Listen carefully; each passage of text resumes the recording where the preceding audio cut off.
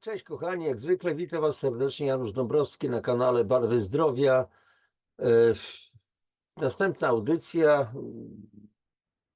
Poprzednia audycja była na temat mastektomii, prewencyjnej mastektomii. Ciężkie tematy w ogóle nowotwory to są dla mnie bardzo trudne tematy. O nowotworach napisałem książkę Czy można ochronić się przed chorobą nowotworową. Została wydana w 2018 roku, czyli już kilka lat funkcjonuje na rynku. Uciekałem, słuchajcie, przepraszam, w 2018 zacząłem pisać, w 2019 została wydana. Jak dobrze pamiętam już, pamięć jest ulotna, czas biegnie. Nie, jednak to był 2018 rok, tak. Styczeń, więc już kilka lat funkcjonuje po prostu na rynku wydawniczym. Przed tą książką uciekałem kilka lat, dosłownie uciekałem, dlatego że miałem takie jakby przychodziły do mnie takie myśli, jakby to był przymus napisania czegoś takiego. Ja nie chciałem dosłownie się za to zabierać, dlatego że po pierwsze nie miałem zielonego pojęcia, jak do tego podejść, bo to były bardzo szerokie tematy. Po drugie, to był bardzo trudny, jest to bardzo trudna dziedzina pod względem energetycznym, bardzo trudna. Potem się okazało, że jak napisałem, to była to książka potrzebna.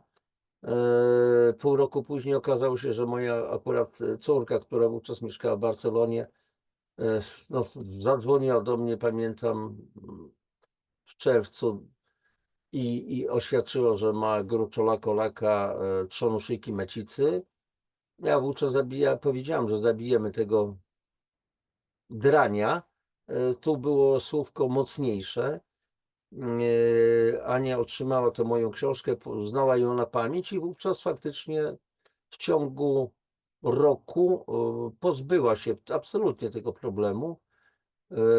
Była w kilku klinikach w Barcelonie, wszędzie oczywiście natychmiast wyciąć macicę, węzły chłonne.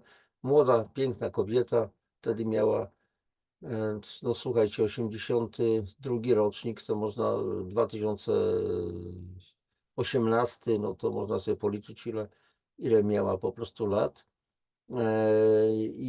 I nie było żadnego problemu. Bardzo ściśle zastosowała się, bardzo wypasiona takie wspomaganie organizmu, nie leczenie. Ja wielokrotnie powtarzam, ja nie jestem lekarzem, nie zajmuję się leczeniem w sensie medycznym, tylko ewentualnie podpowiadam, co można zrobić na bazie już doświadczeń, wiedzy, którą mam, którą zdobyłem i na bazie doświadczeń, które mam też od innych ludzi, od tych ludzi, którzy na przykład zachorowali na tę ciężką chorobę, ale na wiele innych i od nich mam biofeedback, jak to się po prostu wszystko sprawuje i sprawa załatwiona.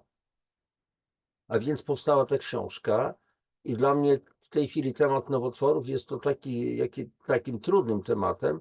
Dlaczego? Dlatego, że wielokrotnie powtarzam, że dotykamy tego tematu codziennie. Przynajmniej ja dotykam, dlatego że przynajmniej raz w tygodniu ktoś do mnie dzwoni, ja oczywiście, a więc nie codziennie, w takich podobnych sprawach, ale już to w głowie się po prostu kotłuje, to raczysko, te nowotwory i tak dalej, i tak dalej. I ciągle powtarzam i ci ludzie dzwonią, a co można byłoby i tak dalej, i tak dalej. Często to są ludzie, którzy no, zostali już, że tak powiem, przesunięci przez system do domów lub do hospicjów, bo ci ludzie, no, ich rodziny wierzyły, że system jest w stanie im pomóc. Niektórym z pewnością pomógł. Jest pewien procent ludzi, którym czy chemia, czy jakieś inne działania są w stanie wyprowadzić z nowotworów, natomiast jest to naprawdę niewielki procent, zwłaszcza jeżeli chodzi o tak zwany 5-letni okres przeżywalności. Jest taki termin, więc jeżeli 5 lat przeżyłeś, to wyszedłeś z raka. Jeżeli umarłeś w ciągu 5 lat plus 1 dzień, czyli 5 razy 365 dni plus 1 dzień, to już nie umarłeś na raka. Jeżeli ktoś uważa, że powiedzmy z sędziów, że tak powiem, z tych tak zwanych sygnalistów, jak to dzisiaj się szumnie nazywa, niedługo sygnaliści będą mieli pełne ręce roboty, Zaraz jeszcze o tym wspomnę. Więc po prostu, jeżeli ktoś będzie usiłował mnie rozliczać z tego, to niech po prostu poda konkretne argumenty przeciwko i niech dyskutuje otwarcie i publicznie ze mną na temat nowotworów albo z tymi innymi ludźmi, którzy wspomagają po prostu potrzebujących. Ale wracam do rodzin. Często są zainteresowani, czyli pacjent i ich rodzina, no, chcą wierzyć w pomoc systemu, w pomoc medycyny. Często lekarze robią co mogą i głęboko wierzą w swoje metody wyuczone zgodnie z pewnymi procedurami. No i później co się okazuje? No, że dobrze, operacja się udała pięknie, ładnie, ale później okazało się, że to są przerzuty. I ciągle ja powtarzam, że powtarzam słowa o profilaktyce. Chodzi o to, żeby nie zachorować na tę chorobę, żeby zrobić wszystko, żeby do tego nie doszło. Bo w każdym z nas bez wyjątku, również we mnie, mnożą się komórki nowotworowe, ale do pewnego czasu organizm daje sobie radę, układ odpornościowy potrafi zwalczać te komórki nowotworowe i nie dochodzi do inwazji bardzo groźnej w skutkach. Natomiast po pewnym czasie moc układu odpornościowego, jeżeli nie jest zasilany nowymi wojownikami, nowymi broniami, niezaopatrywany, jak na wojnie, to są działania militarne, to są działania na śmierć i życie, to trzeba zrozumieć. Więc w jaki sposób wyobraźcie sobie wojnę? W tej chwili toczy się wojna Ukraina, Rosja i tak dalej, i tak dalej. I co jest potrzebne? Potrzebni są żołnierze, potrzebny jest ekwipunek w postaci butów, mundurów. Jeżeli idzie zima, to musi to być odpowiedni ubiór. To musi być wysokiej jakości jedzenie, nie byle co. To musi być amunicja, musi być broń osobista, to muszą być cały system logistyki fantastycznie funkcjonować. To dotyczy naszego organizmu, zaopatrzenia i tak dalej, i tak dalej. To muszą być szpitale. To muszą być następnie ci, którzy zginęli, czyli nasze komórki odpornościowe, które już nie żyją, bo cały czas okres jest umierania i zmartwychwstania komórek w organizmie. Muszą nowe być, ale te nowe muszą być wyekwipowane, zaopatrzone we wszystko, co najlepsze. Muszą być mocne, jak jednostki Wojska Polskiego typu Grom, Nil, Formoza, czy jakieś inne, specjalsi, komandosi, najwyższej jakości żołnierze. Nie przesadzam. Więc od czego zależy ta moc tych naszych żołnierzy, tego całego systemu, naszej wewnętrznej armii? A czym my zaopatrujemy nasz własny organizm? Czym? Jedzeniem, bo to jest podstawowa rzecz. Wielokrotnie na szkoleniach i w moich audycjach mówię, posłuchajcie, każdego roku każdy z nas przeciętnie wtłacza w siebie 700 do 1000 kilogramów produktów do jedzenia. Ogromna większość tych produktów do jedzenia nie jest już żywnością, bo te produkty co zawierają? Kilka, nawet kilkanaście kilogramów konserwantów, barwników, polepszaczy, spulchniaczy, pestycydów, metali ciężkich, nuklidów, radionuklidów znaczy się i tak dalej, i tak dalej. Plastiku, nanoplastiku, mikroplastiku i tak dalej. W jaki sposób ten nasz układ odpornościowy będzie w takim razie funkcjonował? Obciąża się nas z każdej strony. Potworne stresy, destrukcyjne pola elektromagnetyczne, woda, która nie jest czysta, dodatkowo różnego rodzaju kancerogeny, używki i tak dalej, i tak dalej. Sami sobie łyżką kopiemy grób, jak mówił chyba XVII-wieczny lekarz angielski Thomas Moffat. Tak to jest. I teraz mamy do czynienia z nowotworami, kochani. Wielokrotnie też to powtarzam. W tej chwili mamy 2024 rok, bo w październiku nagrywam tę audycję. Mamy około 200 000 zachorowań rocznie w Polsce na nowotwory. 100 000 ludzi z tego umiera rokrocznie. Rak jest drugą przyczyną śmierci po chorobach układu krążenia, zawału udary itd., itd. bo w tym przypadku to jest 140 000 śmierci z powodu chorób układu krążenia, 100 000, jeszcze raz powtarzam, nowotwory, ale z jakiś 2035-40 rok będziemy mieli 300 000 nowotworów, zachorowań i 150 000 śmierci rocznie. Takie są prognozy. A ja myślę, że moglibyśmy wspólnie zmienić te prognozy na znacznie lepsze. Bo jeszcze raz powtarzam to, o czym mówię w wielu audycjach. Nie jesteśmy bezradni, nie jesteśmy bezbronni. Możemy dać sobie radę, ale nie w ten sposób, w jaki sposób nas traktuje system. Wiecie, o co chodzi. Nie chcę mówić i używać innych słów, bo w tej chwili już zaczynają się problemy, już powstały pewne ciała, które żądają 500 000 złotych kary, 500 000 złotych kary dla tych ludzi, którzy przedstawiają niemedyczne, nieudowodnione medycznie, czyli nieskuteczne jakiegoś rodzaju metody leczenia, czy coś w tym rodzaju, czyli biorezonans, pewnie akupresura, akupunktura, magnetoterapia, wiele innych rzeczy. My sobie poradzimy sobie z tymi dziadami, którzy usiłują nas straszyć. I trzeba będzie w sądach udowodnić, że to działa.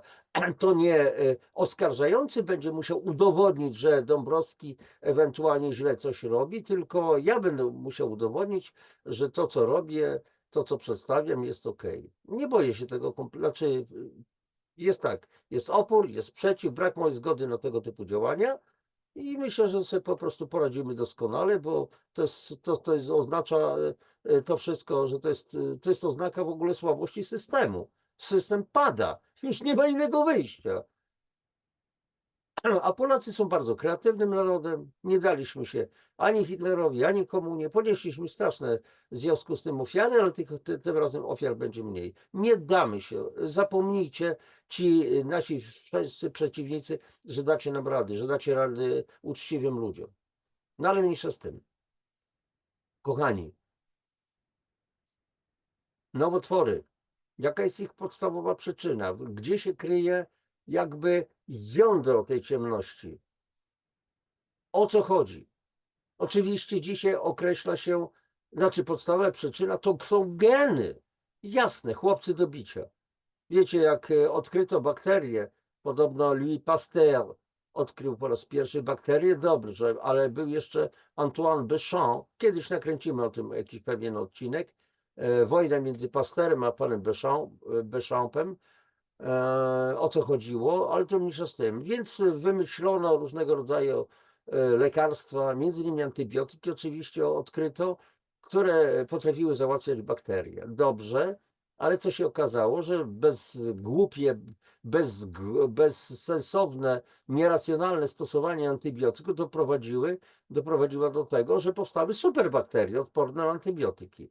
I ludzie dalej chorują, no więc z kolei okazało się, że zaraz, mimo tego, że wytłuczono bakterie, że próbowano wytłuc je, dalej chorujemy. Odkryto wirusy. No i znowu zaczęły się schody. Jak wymyślono leki na przykład na wirusy, chociaż na ten ostatni wirus, wiecie, jaki z koroną na głowie, jakoś nie za bardzo wymyślono. Jedynie respiratory, które rozrywały płuca, jakieś inne, nie chcę tego nazwać jak, chociaż oczywiście są metody. Przemyski lekarz, doktor Bodnar, przepraszam, widzicie, już mylą mi się nazwiska, nieważne, leczył ludzi z celebryty, a oprócz tego odpowiednie stosowanie odpowiednich suplementów, odkwaszanie. Dr Mark Sirkas, doktor, lekarz medycyny, ale też naturopata amerykański, mówi, wystarczy odkwaszać organizm w środowisku odkwaszonym, gdzie pH porannego moczu, które świadczy o pH przestrzeni międzykomórkowych, jeżeli to pH będzie wynosiło 7,4, wirusy nie mają szans na replikację. Dlaczego o tym się nie mówi wyraźnie? Dlaczego? Na czym ma polegać profilaktyka? Profilaktyka powinna polegać przede wszystkim na wiedzy, na informacji, którą się przekazuje ludziom i niech ludzie robią ewentualnie to, co chcą. a nie profilaktyka poprzez, wiecie, o, tu, podstawianie, jak najszybciej podstaw się i tak dalej, i tak dalej. Więc o co chodzi? I teraz słuchajcie, a więc w takim razie znaleziono wirusy, dobrze, coś na te wirusy i dalej ludzie chorują, więc co? Znaleziono biedaków masę, czyli nasze geny. I tak jak znaleziono gen otyłości, tak samo na przykład geny powodują nowotwory, okazuje się. I słuchajcie, w Stanach Zjednoczonych jeszcze 100 lat temu zachorowania na nowotwory to były taka proporcja 1 do 80, czyli jedna osoba na 80 zachorowała na raka, a w tej chwili w przypadku mężczyzn to jest 1 do 3, jak dobrze pamiętam, a w przypadku kobiet 1 do 2. Być może tu zamieniłem tylko wskaźniki. Czyli co, w ciągu 100 lat tak geny się zmieniły? Trzeba się puknąć w głowę. Że to nie ma logiki, kompletnie, nie ma tutaj żadnej logiki w tym myśleniu. Kogo nas, kto i w jaki sposób chce nas oszukać, bezczelnie oszukać, okłamać. A jesteśmy cały czas okłamywani, system nas wciska cheat, a wielu z nas po prostu łyka. No dobrze, dość tego wstępu i słuchajcie, teraz troszeczkę porozmawiamy. Udostępnij i tutaj mamy, kochani, artykuł, a jakże National Library of Medicine, PubMed i tak dalej, dla tych, którzy nie wierzą, a więc to wszystko, co przedstawiam, jest udokumentowane, naukowe i jest artykuł o tym, czy rak to jest choroba genetyczna, czy metaboliczna. Oczywiście cały link do tej audycji oczywiście będzie, znaczy link do tego artykułu będzie pod audycją. Jak widzicie, anglojęzyczne to jest wszystko, ale my posłużymy się, kochani, przede wszystkim tłumaczeniem, a więc znowu National Library of Medicine, wszystko jest jak potrzeba. Czy rak jest chorobą genetyczną, czy metaboliczną? I teraz tak, kochani, zaczynamy. Rak jest główną przyczyną śmierci jest już główną przyczyną śmierci w Kanadzie, Wielkiej Brytanii, Australii, Nowej Zelandii i Danii. Świetnie rozwinięte kraje, mające do dyspozycji najnowsze zdobycze medycyny. O co tu chodzi? W USA przewiduje się, że do roku 2030 rak wyprzedzi choroby serca jako główny zabójca w kraju. W 2015 roku ponad 1,65, czyli 1,650,000 Amerykanów zostało zdiagnozowanych z rakiem, a 590,000 z nich umarło z tego powodu, bo to jest artykuł chyba był, kochani, z 23 maja 2015 roku, więc już upłynęło tamtego czasu do momentu, kiedy robię tę audycję 5, 4, 9 lat, bardzo odkrywcze, a o tym się bardzo praktycznie w Polsce nie mówi, o tego typu rzeczach. A więc 590,000 umarło Amerykanów z powodu nowotworu. Obecnie prawie 15 milionów ludzi w USA żyje z rakiem lub przeżyło raka. Ponieważ rak jest tak powszechną, złośliwą chorobą, która wymaga znacznej, długoterminowej interwencji medycznej, koszty ekonomiczne są znaczne. Ale dla kogo są znaczne koszty, a dla kogo są zyski? Obecne szacunki kosztów opieki onkologicznej w USA wynoszą 150 miliardów dolarów rocznie i oczekuje się, że wzrosną do prawie 173 miliardów dolarów rocznie do 2020 roku. Dobrze, mamy tutaj, kochani, 2024 rok, bo tę audycję, powtarzam, nagrywam w październiku 2024. Upłynęły 4 lata dodatkowe, więc można przypuszczać, że koszty opieki onkologicznej w Stanach teraz wzrosły pewnie do jakichś 190 miliardów dolarów. Dobrze, okej, w porządku. Od 1971 roku globalne wydatki na badania nad rakiem przekroczyły 200 miliardów dolarów, przy czym na USA przypada prawie 60% tej kwoty. Potworne pieniądze na badania. A dlaczego nie na nauczenie ludzi, jak się mają chronić przed nowotworem? Dobrze. Dzięki tej inwestycji 5-letnie wskaźniki przeżywalności. A co to jest 5-letnie wskaźniki przeżywalności? No jeżeli ktoś zachorował na nowotwór i był leczony i przeżył równo 5 lat, 5 razy 365 dni przeżył, ale umarł dzień później, to już nie umarł na raka. 5-letnie wskaźniki przeżywalności. Więc te 5-letnie wskaźniki w przypadku raka w USA poprawiły się z 48,9% w 1975 roku do 68,7% w 2015, czyli o 20%. Jednak większość tych ulepszeń w przeżywalności przypisano ulepszonym badaniom przesiewowym i lepszym technikom wykrywania, a nie ulepszonemu leczeniu. Czyli wcześniej się bada, wykrywa się, leczy. Dobrze.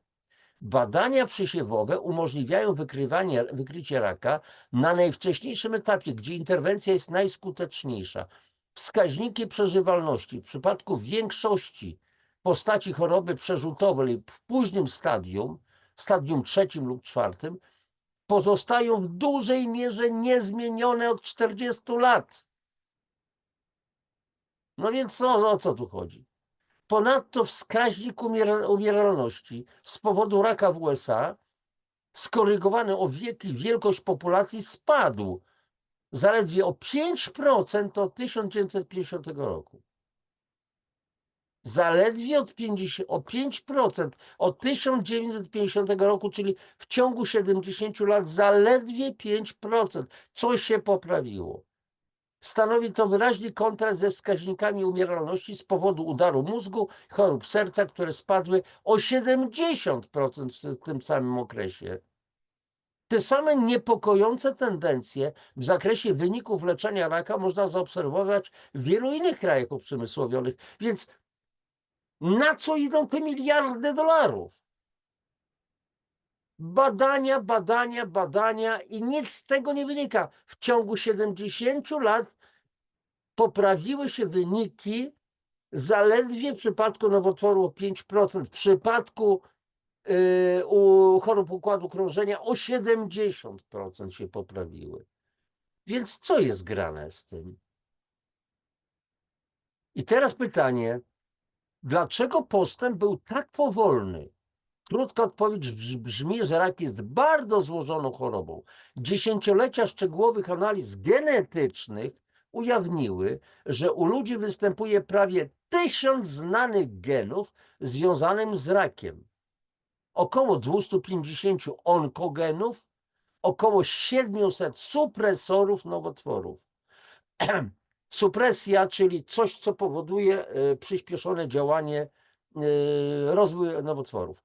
Biorąc pod uwagę, że komórki zazwyczaj potrzebują 2 lub więcej mutacji w tych genach związanych z rakiem, aby stać się rakotwórcze, proste obliczenia matematyczne wskazują, że może istnieć więcej niż 1 milion różnych genotypów raka.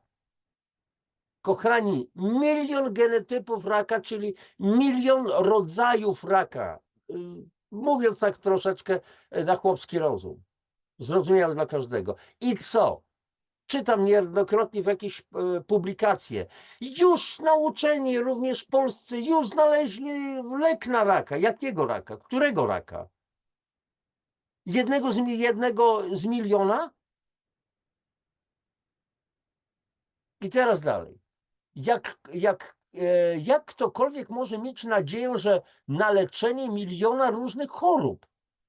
Najnowsze dane genetyczne są jeszcze bardziej zniechęcające.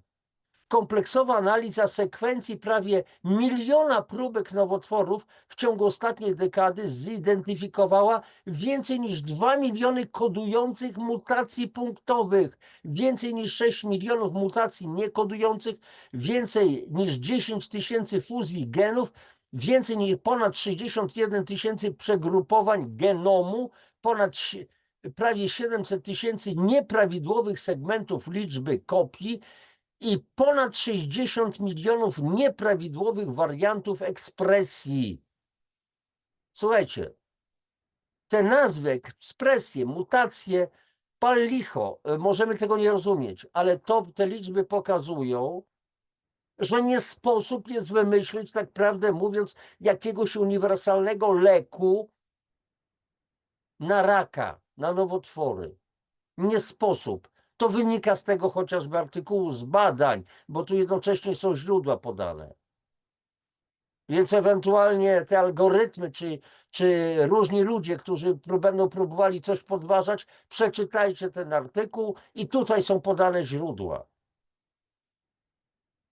Dalej. Sekwencjonowanie całego genomu próbek guzów w jednym badaniu wykazało od 10 000 do 50 000 różnych wariantów pojedynczego nukleotydu w komórkach guza w porównaniu do sąsiadującej tkanki prawidłowej.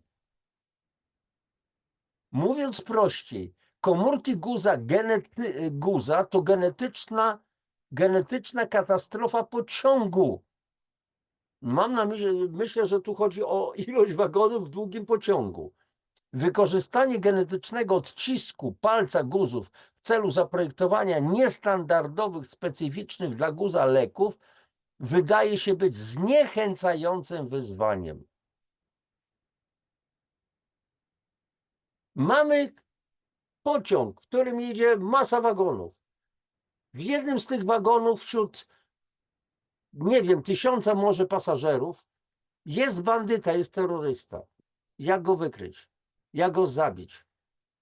Może wytruć wszystkich ludzi, wpuścić gaz i zabije się terrorystę i przy okazji wszystkich innych pasażerów. Oglądaliśmy to w Teatrze na Dubrowce w Rosji już jakiś czas temu, kiedy zabito czeczeńskich terrorystów razem z wieloma widzami. Taka akcja była ciekawa. Jednak teraz na horyzoncie pojawia się promyk nadziei. Szczegółowa analiza funkcji większości onkogenów i supresorów nowotworów sugeruje, że wiele z nich odgrywa kluczową rolę w metabolizmie komórkowym. Rzeczywiście, wydaje się, że wiele z pozornie nieskończonej liczby mutacji nowotworowych i genów nowotworowych u ludzi wydaje się wpływać na 3 główne szlaki metaboliczne. I słuchajcie, tutaj padną 3 terminy, których większość z nas nie będzie rozumiała i nie musi tego rozumieć. Ja je przeczytam. Nie będę dzisiaj wyjaśniał, o co chodzi. Możecie ewentualnie, mając ten artykuł, treść, bo tłumaczenie podam, wygooglować sobie. A więc mamy glikolizę tlenową, glutaminolizę, metabolizm jednowęglowy. Te szlaki, nieważne, jeszcze raz powtarzam, że my tego nie rozumiemy. Nieistotne, będą ważne wnioski. Te szlaki pozwalają komórkom nowotworowym przejść od prostej produkcji ATP, czyli kwasu adenozyno-trójfosforowego, czyli energii, którymi są zasilane mitochondria komórkowe, do generowania dużych ilości aminokwasów, nukleotydów, kwasów tłuszczowych i innych pośredników potrzebnych do szybkiego wzrostu i podziału komórek. Czy możliwe, że rak jest zasadniczo chorobą metaboliczną? Oho, kochani, zaczynają się schody. I to takie łagodne schody, bardzo wygodne, którym się dobrze idzie. Odchodzimy od genów, bo słyszeliście, jakie są informacje na temat genów, ile ich jest, jakie tworzą różne sekwencje i tak dalej, a tu może zajmijmy się metabolizmem. I teraz bardzo ciekawe rzeczy. Co ciekawe, przed 1970 rokiem większość badaczy raka uważała raka za zaburzenie metaboliczne. 1927 roku Otto Warburg zauważył, że komórki nowotworowe wykazują odrębny fenotyp metaboliczny, zużywając do 200 razy więcej glukozy niż normalne komórki. To nazwano efektem Warburga. Rzeczywiście, w oparciu o wpływ Warburga większość leków na raka odkrytych w latach 50. i 60. XX wieku nazywano antymetabolitami.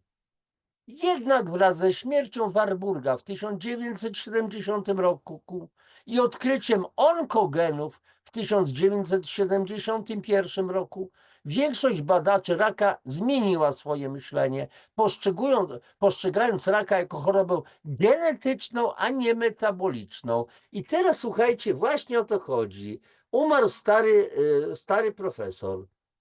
Zaczęto odkrywać inne rzeczy. A w takim razie te jego odkrycia to, wiecie, do lamusa, do kosza, na śmieci i tyle. Myśmy dopiero odkryli coś nowego. I potrzebujemy pieniędzy na to, na nowe odkrycia, dajcie nam granty. No więc pojawili się sponsorzy, którzy zaczęli dawać granty. I teraz o co chodzi? Jak nie wiemy o co chodzi, to wiadomo, że chodzi o pieniądze. Naukowcy dostają pieniądze na badania, badają. Oczywiście, jak ja jestem za badaniami, oczywiście.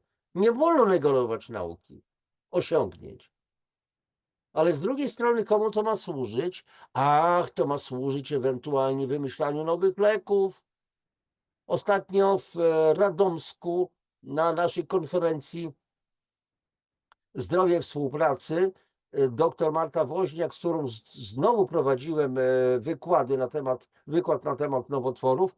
Dr Marta Woźniak, adiunkt naukowczyni, nazywając to dzisiaj, używając feminatywów, w Uniwersytecie Medycznym imieniem Piastów Śląskich we Wrocławiu mówiła: typowe badania potrafią kosztować wieloletnie 300, a nawet więcej milionów dolarów, żeby wyprodukować jakiś lek, znaleźć metodę na tego dziada naszego i wyprodukować jakiś tam po prostu lek.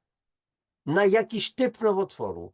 A tych typów nowotworów to wiecie, że może być i milion nawet. Więc w jaki sposób wyprodukować? Ale więc znowu pieniądze, przemysł farmaceutyczny płaci, później wymyślane są lekarstwa. I jakie są ewentualnie, kochani, rabaty, przepraszam, nie rabaty, tylko przebitki, że tak powiem. To jest tak, że ma się, słuchajcie, marże w wysokości nawet 1000%. Zainwestowano te potężne pieniądze i sprzedaje się leki za ogromne, niewyobrażalnie wielkie pieniądze. Dobrze, dajemy dalej.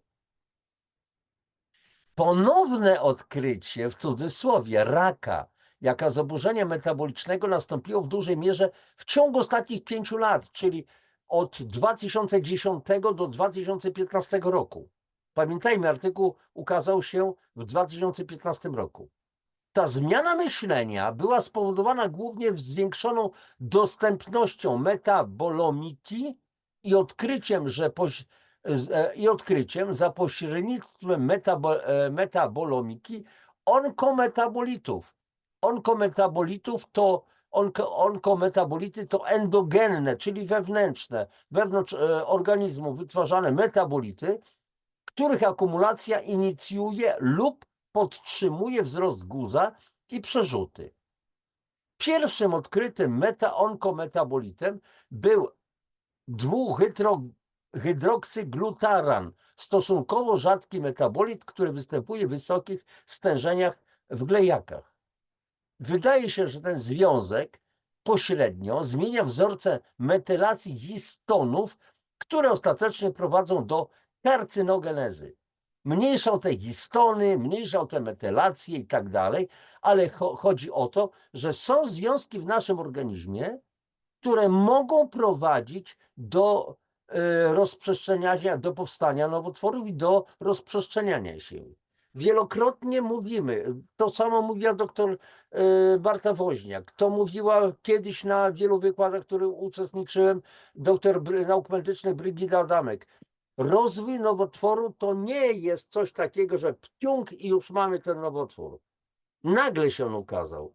To jest ciąg zdarzeń następujących w przeciągu 7, nawet do 20 lat. I to jest czas, w którym my możemy jeszcze z tym dziadem, powiedzmy, powalczyć skutecznie. Dalej. Od czasu odkrycia 2-hydroksyglutaranu zidentyfikowano lub przeklasyfikowano wiele innych onkometabolitów. Należą do nich fumaran, rak nerwokomórkowy, bursztynian, paraganglioma, sarkozyna, rak prostaty, glicyna, rak piersi, glukoza, większość nowotworów, glutamina, nowotwory zależne od myc, nie wiem co to jest, seryna, większość nowotworów, asparagina, białaczka, cholina, rak prostaty, mózgu piersi, mleczan, większość nowotworów i poliaminy, większość nowotworów. Prawie wszystkie te onkometabolity powstają z glikolizy tlenowej, glutaminolizy lub metabolizmu jednowęglowego lub są do nich po prostu potrzebne. Słuchajcie, to, co przeczytałem, jest dla ogromnej większości z nas niezrozumiałe. Ale jeszcze raz powtarzam, tu chodzi o pewne wnioski. Co to oznacza dla diagnostyki i leczenia raka? Po pierwsze, sugeruje, że wczesne stadium raka może być wykrywalne poprzez poszukiwanie prostych zmian metabolicznych, takich jak zwiększone poziomy octanu, mleczanu, seryny, sarkozyny, asparaginy itd., we krwi, ślinie, oddechu lub moczu. Diagnoza może być prostsza. Nie musi być biopsji, nie musi być żadnych mamografii czy innych niebezpiecznych metod. Rzeczywiście ostatnie publikacje wykazały imponujące wyniki dotyczące polipów jelita grubego i wczesnego stadium raka trzustki. Sugerują, że w drodze mogą być kolejne biomarkery metabolitów raka. Biorąc pod uwagę, że ponad 95% nowotworów ma pochodzenie somatyczne i nie można ich wykryć za pomocą badań genetycznych, uwaga, nie można ich wykryć za pomocą badań genetycznych. Badania metabolitów mogą być szybkim i opłacalnym sposobem identyfikacji wczesnych stadiów nowotworów lub stanów przednowotworowych. Jak wspomniano powyżej, wczesne wykrywanie raka jest nadal najlepszą drogą do zapewnienia optymalnych wyników leczenia. Druga możliwość leży w zdolności do metabolicznego fenotypowania nowotworów przy użyciu metabolomicznych badań krwi, obrazowania PET lub, w Polsce są też urządzenia PET, lub spektroskopii rezonansu magnetycznego. Niektóre nowotwory wydają się preferować glikolizę tlenową, podczas gdy inne bardziej zależą od glutaminolizy, a jeszcze inne wykorzystują kombinację 2 lub więcej z tych ścieżek. Zastosowanie nieinwazyjnych metod w celu zidentyfikowania, a jakie to mogą być, kochani, inwazyjne metody, a na przykład biopsja, a na przykład mamografia, to są bardzo inwazyjne metody. A więc zastosowanie nieinwazyjnych metod, do którego z 7 różnych metabotypów może należeć dany guz lub które onkometabolity gromadzi, pozwoliłoby na lepsze dostosowanie lub świadome dostosowanie terapii antynowotworowych. Trzecia możliwość leży we względnej łatwości opracowania lub ponownego wykorzystywania leków dla dobrze zbadanych enzymów metabolicznych. Niektóre istniejące leki już wykazują imponujące wyniki jako terapie przeciwnowotworowe, w tym metformina. Tam chodzi o tak zwany biguanid cukrzycowy, który hamuje heksokinazę, nieważne o co chodzi i tak dalej, to pomijam i tak dalej. I teraz uwaga, podobnie diety lub żywność medyczna, czyli funkcjonalna, czyli nutraceutyki, czyli suplementy naturalne bardzo wysokiej jakości, które znacząco zmniejszają ilość glukozy, To są na przykład diety ketogeniczne. Pozdrawiam zwolenników keto, oby tylko wszyscy doskonale rozumieli, na czym polega dieta keto, bo dieta keto to nie jest tylko zjadanie mięsa i samego tłuszczu, absolutnie, lub ilość nieistotnych aminokwasów wykazały dobrą obietnicę zatrzymania lub zmniejszenia wzrostu guza w modelach zwierzęcych, a nawet u ludzi. I tutaj są badania takie naukowca Seyfrieda, chyba na temat tego naukowca porozmawiamy sobie. Dalej.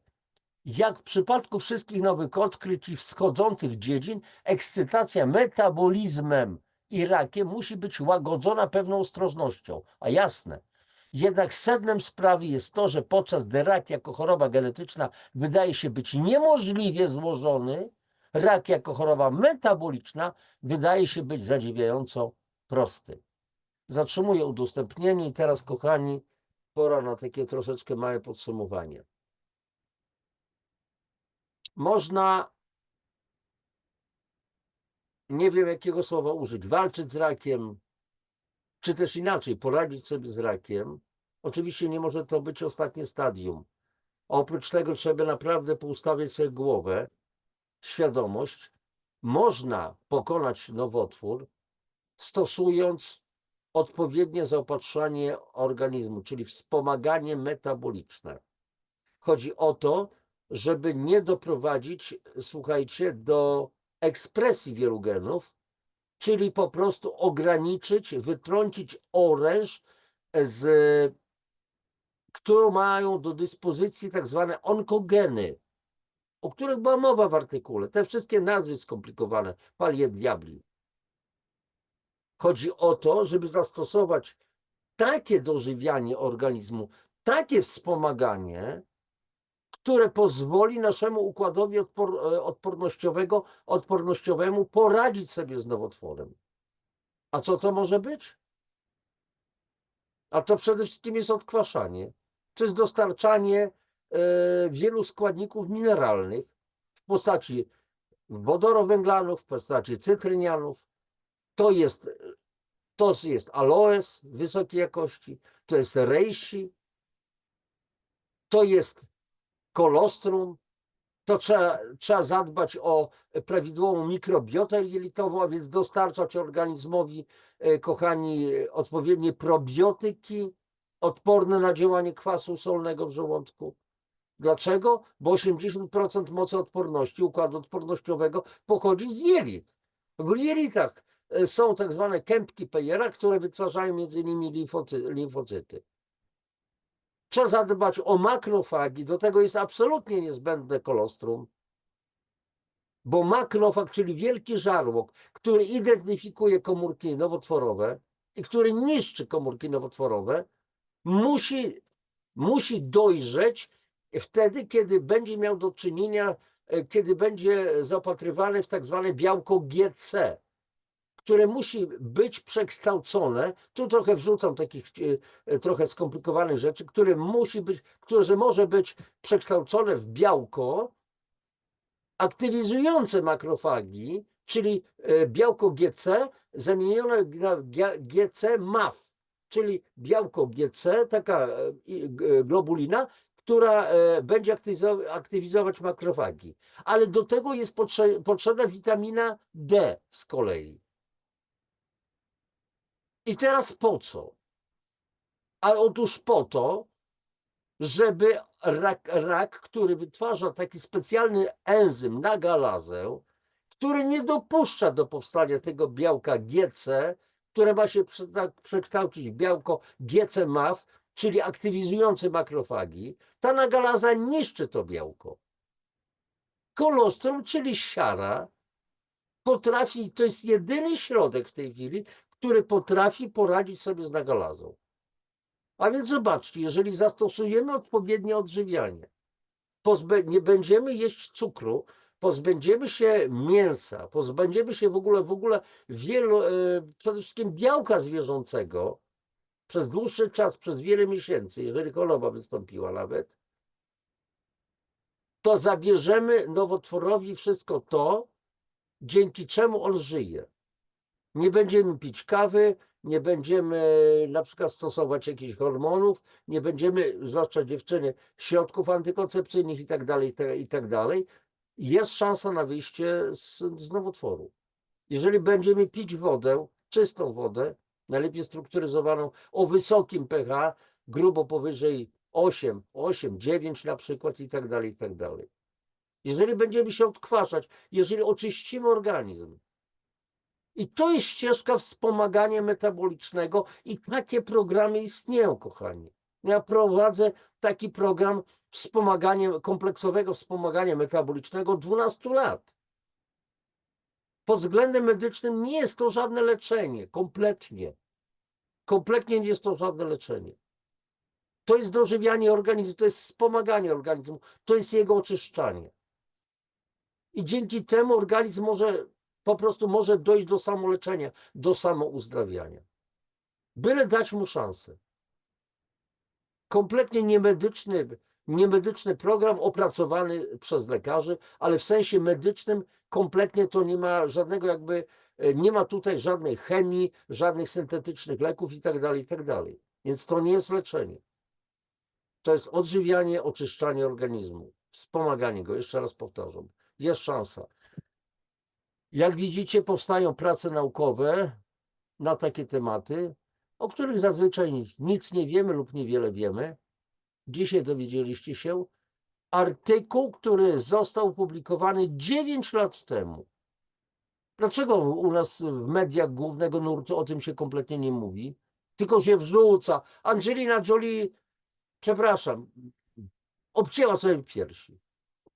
Usunęła sobie piersi. Dokonała podwójnej mastektomii. I nagle wszyscy, kilka celebrytek polskich też zrobiło sobie podwójną mastektomię. Takie szczęśliwe. Nie chcę wymieniać nazwisk. Cóż, nie każdy ma możliwość wyboru. Ja wiem, co ja wybrałem. Coraz więcej ludzi pyta o takie możliwości bezpiecznego, skutecznego działania, wspomagania organizmu po to, żeby nie zachorować na nowotwór i żeby ewentualnie wyjść z nowotworu, żeby wspomóc organizm. Czy ci ludzie będą jeszcze brali chemię, czy też nie? Nie wiem, nie jest moja decyzja. Każdy musi sam wybrać. Nieraz mam pytanie, panie Januszu, ale co ja mam robić? Proszę państwa, nigdy nie powiem, co macie robić. To wy macie podjąć decyzję. Ja tylko mogę powiedzieć, w jaki sposób można wspomagać organizm. Udzielę wszelkiej pomocy. Wskażę źródło odpowiednich komponentów do tego. Ale nigdy nie powiem, kto jaką ma decyzję podjąć. Ja nie jestem tym kimś. Ja wiem, co ja bym zrobił w przypadku, gdybym ja zachorował. Ale nie mogę za nikogo podejmować decyzji. I koniec, kropka. Są, kochani, szanse. Mamy oręż. Możemy z nowotworami dać radę. Kochani, kończymy. Dzisiaj mam nadzieję, że była to audycja nieco krótsza. Jeżeli uważacie, że ta audycja wniosła ponownie coś do waszej wiedzy, do waszego mentalu, świadomości, to bardzo proszę o lajki, o komentarze. Niech to będzie nawet jedno słowo komentarza, kwiatek, czy jakiś tam kciuk podniesiony do góry jako komentarz. To wystarczy, bo algorytmy to międlą i widzą, że to są komentarze, więc bardzo proszę o pomoc w tym, żeby te wiadomości z mojego kanału szły do ludzi po prostu. Proszę też o subskrypcję. Algorytmy to bardzo widzą i idziemy w ten sposób do góry. To nie jest wiedza moja tutaj w rodzaju takich, wiecie, plotkarskich, w ogóle już nie mówię o patostreamerach, gdzie mają miliony wyświetleń. Po prostu dla mnie to jest szokujące wręcz, co to się w ogóle dzieje. No ale ludzkość nakręci sobie bata na własne 4 literki i koniec, kropka. Słuchajcie, żeby bardziej optymistycznie, jeszcze raz powtarzam, mamy oręż. Możemy dać radę. Uwierzcie tylko w to, bo wiara góry przenosi. A po to podaję wiedzę, żeby ta wiara rosła. Najlepszego Wam życzę, wszystkiego dobrego i do następnej audycji. Popacki, cześć.